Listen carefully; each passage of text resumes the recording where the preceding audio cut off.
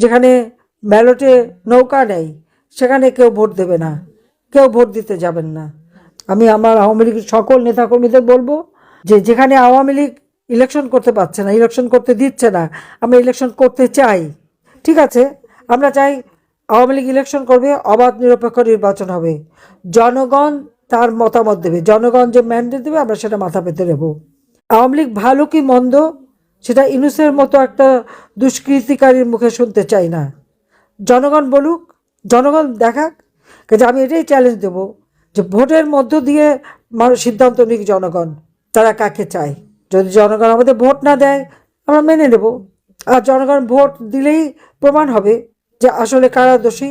কাজে আমি এটাই বলবো, যারা নেতা কর্মী, যেখানে ভোট হবে, যেখানে আমরা আওয়ামী লীগ নিষিদ্ধ, যেখানে ব্যালটে নৌকা নেই সেখানে কেউ ভোট দেবে না, কেউ ভোট দিতে যাবেন না। আমি জানি চাপ দিচ্ছে, কারণ জনগণের স্বাধীন চিন্তার কোনো অধিকার ইউনূসের আমলে নাই। গুন্ডা বদমাইশির চাপ দিয়েই সে সব কিছু দখল করতে চায়, জঙ্গি সন্ত্রাসী দিয়েই তারা সব কিছু দখল করতে চায়। কাজে এখানে যে যেভাবে পারেন আপনারা ভোট কেন্দ্রে বিরত থাকবেন, কেউ ভোট দিতে যাবেন না। এটাই হচ্ছে আমার নির্দেশ সকলের কাছে। আর জনগণের প্রতিরোধ গড়ে তুলতে হবে, এটাই বড় কথা। কারণ এটা কোনো বৈধ নির্বাচনও না, কারণ ইউনূস বৈধ সরকার না, তার নির্বাচন দেওয়ার কোনো অধিকার নাই। ইউনূস তো অবৈধভাবে ক্ষমতা দখলকারী, জনগণের ভোটে আসেনি, সে নির্বাচন দেয়। 2024 সালের নির্বাচন নিয়ে প্রশ্ন করেছে, আজ পর্যন্ত কি কিছু দেখাতে পেরেছে?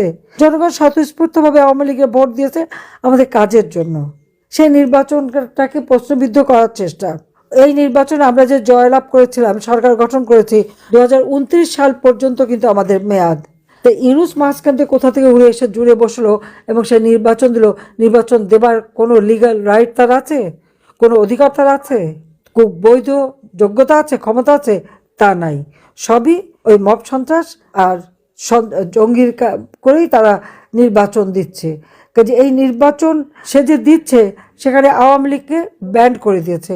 আমার প্রশ্ন, আওয়ামী লীগ জনগণের ভোটে নির্বাচিত, আওয়ামী লীগকে ব্যান করে কিভাবে? সে একটা অবৈধ ক্ষমতার দখলকারী।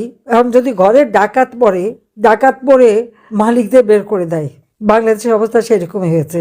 ডাকাতি করে ডক্টর মোহাম্মদ ইউনূস ক্ষমতা দখল করে আমাদের নির্বাচিত সরকারকে সরিয়ে দিয়ে এখন উনি আবার ইলেকশন দেবেন। সেই ইলেকশনে কি বুঝে? জীবন ইলেকশন করেছে সে কোনোদিন? করতে পারবে? আসুক না, নামুক না, যে কোনো একটা কনস্টিটুয়েন্সিতে নামুক, আবার যে কোনো একটা কর্মীর সাথে ইলেকশন করুক, জামানত বাজেয়াপ্ত হবে তাকে কেউ ভোট দেবে না। কারণ ওই জঙ্গিদের আর ওই সুদখোর গরিব মানুষের ঋণের চালে জড়িয়ে রক্ত চুষে খায়, তাকে কেউ ভোট দেবে না। আমি তাকে চ্যালেঞ্জ দিচ্ছি, সে আসুক না, জনগণের ভোটে নির্বাচিত হয়ে, তখন বুঝবো। তার মেটিকুলাস ডিজাইন করে ক্ষমতা দখল, অন্যের অর্থে, এবং নিজে যে হাজার হাজার কোটি টাকা বানিয়েছে, 6,000 টাকা বেতনের একজন কর্মচারী বা গ্রামীণ ব্যাংকের এমডি হাজার হাজার কোটি টাকা পেল কোথায়? আজকে আমি আন্তর্জাতিক পর্যায়ে যারা তাকে একবারে দেবতা মতো পুজো করতো একসময়, আমি তাদেরকে জিজ্ঞাসা করি, আপনারা কি কোনোদিন জিজ্ঞাসা করেছেন যে একটা ব্যাংকের এমডি, তার তো একটা নির্দিষ্ট বেতন পায় সরকারের পক্ষ থেকে, সে এত টাকা কোথায় পেল যে সারা বিশ্বব্যাপী সব জায়গায় উনি বিনিয়োগ করে বেড়ালেন? পা বেঁধে ঝুলিয়ে আগুন দিয়ে পোড়ানোর মতো নৃশংসতা এই ঘটনা বাংলাদেশে ঘটাচ্ছে তারা। প্রকাশ্য দিবালোকে কুপিয়ে মানুষ হত্যা করে দিচ্ছে। আজকে তার কোনো অধিকার নাই যে এই দেশে ইলেকশন দেবে, জনগণের ভোট এ সম্পর্কে তার যার কোনো চিন্তাই নাই, কারণ সে তো ট্যাক্স ফাঁকি দেওয়া। আমরা তো আমাদের অল্প টাকা, কিন্তু আমরা কখনো ট্যাক্স ফাঁকি দেয়নি, কারণ আমি জানি যে আমার দেওয়া ট্যাক্স বাংলাদেশের জনগণের উন্নয়নে কাজে লাগে। ডক্টর মোহাম্মদ ইউনূস কি কোনোদিন ট্যাক্স দিয়েছে? জিজ্ঞেস করেন। ট্যাক্স ফাঁকি দেওয়া এটা সে খুব ভালো জানে। আমি তো জানতাম না যে আমি আমাকে দেশ ছেড়ে যাচ্ছি বা দেশ ছেড়ে কখনো যেতে হবে, কিন্তু আমাকে তো সেই বনবাসে রেখে গেছে। তারপর আমি আমার জনতার সাথে আছি, দেশের মানুষের সাথে আছি, কিন্তু ইউনূস কারো ট্যাক্স দেবে না। এর হাত থেকে আমাদের দেশকে রক্ষা করতে হবে, এটাই আমার কথা। এখন বলে আইনে আছে কোনো মানুষকে হত্যা করলে বা কোনো স্থাপনা ধ্বংস করলে তার বিচার হবে। তাহলে আমার প্রশ্ন, যখন 2024 সালের জুলাই মাসে আন্দোলনের নামে মেট্রো রেল, বিটিভি ভবন থেকে শুরু করে বিভিন্ন এসে যে আগুন দিয়ে পোড়ালো, এবং যারা পুড়িয়েছে ইউনূসের সেই বাহিনীরা নিজেরাই স্বীকার করেছে, নিজেরাই বলেছে, গর্ব করে বলেছে যে মেট্রো রেলে আগুন না দিলে আর পুলিশ হত্যা না করলে তাতে বিপ্লব সফল হতো না। বিপ্লব কিসের? মেটিকুলাস ডিজাইনের মাধ্যমে ষড়যন্ত্র যেটা করে সেটাকে বিপ্লব বলে না।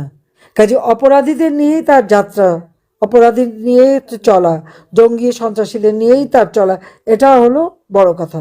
কাজে এই অবস্থা থেকে দেশকে মুক্ত করতে হবে এবং সকলকে ঐক্যবদ্ধ থাকতে হবে। ইনশাল্লাহ এই অন্ধকার কেটে যাবে, আবার নতুন সূর্য উদিত হবে, বাংলাদেশের মানুষ আবার মাথা উঁচু করে বিশ্ব দরবারে চলবে। সেদিন খুব বেশি দূরে না।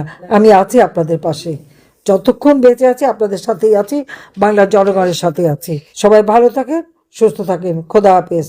জয় বাংলা, জয় বঙ্গবন্ধু। বাংলাদেশ চিরজীবী হোক।